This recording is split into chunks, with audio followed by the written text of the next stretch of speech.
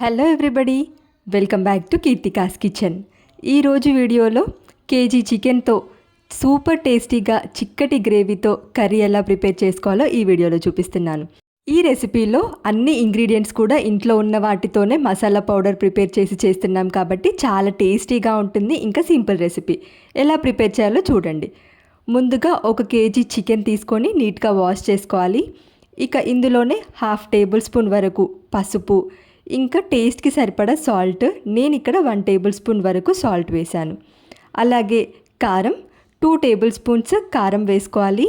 Spicy కొంచెం ఎక్కువ ఇష్టపడే వాళ్ళైతే ఇంకొక 1/2 టేబుల్ స్పూన్ వరకు కారం వేసుకోవచ్చు. నేను ఇక్కడ 2 టేబుల్ స్పూన్స్ కారం వేశాను. అలాగే ఒక 2 టేబుల్ స్పూన్స్ పెరుగు వేసుకోవాలి. ఇలా పెరుగు వేసుకున్న తర్వాత ఇంకా ఈ కారం, సాల్ట్ అన్నీ కూడా చికెన్ పీసెస్కి బాగా పట్టే విధంగా మిక్స్ చేసుకోవాలి. ఈ స్పైసెస్ మొత్తం కూడా చికెన్ పీసెస్కి బాగా పట్టే విధంగా హ్యాండ్తో ఒక 2 to 3 మినిట్స్ మిక్స్ చేసుకోవాలి. ఇలా బాగా మిక్స్ చేసుకున్న తర్వాత క్యాప్ పెట్టేసి ఒక అరగంట వరకు మ్యారినేట్ చేసుకోవాలి. లేదు మీరు త్వరగా కర్రీ ప్రిపేర్ చేయాలి అనుకుంటే ఫ్రిడ్జ్లో పెట్టేసి ఒక 15 మినిట్స్ వరకైనా మ్యారినేట్ చేసుకుంటే సరిపోతుంది. చికెన్ కర్రీ చేసేటప్పుడు ఇలా ముందుగానే మ్యారినేట్ చేసుకోవడం వల్ల చికెన్ పీస్ జ్యూసీగా ఉంటుంది, అలాగే సాఫ్ట్గా కుక్ అయిపోతుంది. ఇక ఇది మ్యారినేట్ అయ్యేలోపు మనం మసాలా ప్రిపేర్ చేసుకుందాం. ప్యాన్ పెట్టుకొని ఇందులో 2 టేబుల్ స్పూన్స్ వరకు ధనియాలు వేసుకోవాలి. అలాగే ఒక 3 ఇలాచీ వేసుకోవాలి.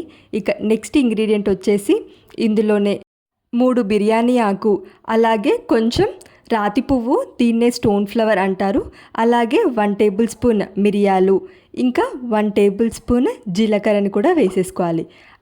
నెక్స్ట్ ఇందులోనే 1/2 ఇంచ్ దాల్చిన చెక్క, అలాగే 4 లవంగాలు, 5 బాదం పప్పుని వేసుకోవాలి. ఇక 5 నుంచి 6 ఎండుమిర్చిని కూడా వేసుకోవాలి. ఇలా ఇవన్నిటినీ కూడా డ్రై రోస్ట్ చేసుకోవాలి. ఒక 1 to 2 మినిట్స్ డ్రై రోస్ట్ చేసుకున్న తర్వాత ఇక వీటిని పూర్తిగా చల్లారనివ్వాలి. ఇవి పూర్తిగా చల్లారిన తర్వాత మిక్సీ జార్లోకి ట్రాన్స్ఫర్ చేసేసుకోవాలి. నెక్స్ట్ ఇందులో 2 టేబుల్ స్పూన్స్ ఎండు కొబ్బరి పొడి, మీ దగ్గర ఎండు కొబ్బరి ఉంటే అదైనా వేసుకోవచ్చు. ఇలా ఫైన్గా పౌడర్ పెట్టేసుకుంటే మన మసాలా పౌడర్ రెడీ అయిపోతుంది. ఇక ఇప్పుడు ప్యాన్ పెట్టేసుకొని ఇందులో 2 టేబుల్ స్పూన్స్ వరకు ఆయిల్ వేసుకోవాలి. ఇందులోనే ఒక 4 సన్నగా చాప్ చేసుకున్న ఆనియన్స్, చూడండి నేను ఇక్కడ ఎంత సన్నగా చాప్ చేసుకున్నానో, వీలైనంత సన్నగా చాప్ చేసుకుంటే మనకు ఆనియన్స్ త్వరగా ఫ్రై అయిపోతాయి. అలాగే గ్రేవీ కన్సిస్టెన్సీ కూడా థిక్గా ఉంటుంది. ఇలా కలుపుతూ కలర్ చేంజ్ అయ్యేంత వరకు కూడా ఫ్రై చేసుకోవాలి. ఇలా లైట్ గోల్డెన్ బ్రౌన్ కలర్లోకి వచ్చిన తర్వాత ఇందులో ఒక 2 టేబుల్ స్పూన్స్ వరకు ఫ్రెష్గా దంచుకున్న అల్లం వెల్లుల్లి పేస్ట్ వేసుకొని మంచి స్మెల్ వచ్చేంత వరకు ఫ్రై చేసుకోవాలి.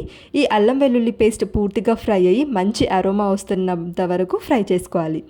ఇలా 1 నిమిషం పాటు ఫ్రై చేసుకున్న తర్వాత ఇందులో ఒక గుప్పెడు కరివేపాకు వేసుకొని మరలా 1 నిమిషం పాటు ఫ్రై చేసుకోవాలి. ఇక నెక్స్ట్ ఇందులో అరగంట ముందు మ్యారినేట్ చేసి పెట్టుకున్న చికెన్ వేసేసుకోవాలి. ఇక ఇలా చికెన్ వేసుకున్న తర్వాత ఇప్పుడు ఆనియన్స్, ఆయిల్ ఈ చికెన్కి పూర్తిగా పట్టే విధంగా 1 నిమిషం పాటు ఫ్రై చేసేసుకోవాలి. చూడండి ఇలా ఫ్రై చేస్తుంటే మనకు చికెన్లో వాటర్ వస్తుంది. ఇక ఇలా 1 నిమిషం పాటు ఫ్రై చేసుకున్న తర్వాత క్యాప్ పెట్టేసి ఒక 5 మినిట్స్ కుక్ చేసుకోవాలి. ఇలా 5 మినిట్స్ కుక్ చేసుకొని క్యాప్ తీస్తే చికెన్లో వాటర్ ఊరుతుంది. మనం ఎక్స్ట్రా వాటర్ ఏమి అవసరం లేదు. ఇలా చికెన్లో వాటర్తోనే కుక్ చేసుకోవాలి. ఇక ఇందులోనే మనం ముందుగానే ప్రిపేర్ చేసుకున్న మసాలా పౌడర్ ఉంది కదా, ఈ మసాలా పౌడర్ పూర్తిగా వేసేసుకొని మళ్ళీ ఒకసారి మిక్స్ చేసుకోవాలి. ఈ మసాలా పౌడర్ చికెన్కి అంతా పట్టే విధంగా ఒక 2 to 3 మినిట్స్ వరకు కూడా కలుపుతూ ఫ్రై చేసుకోవాలి.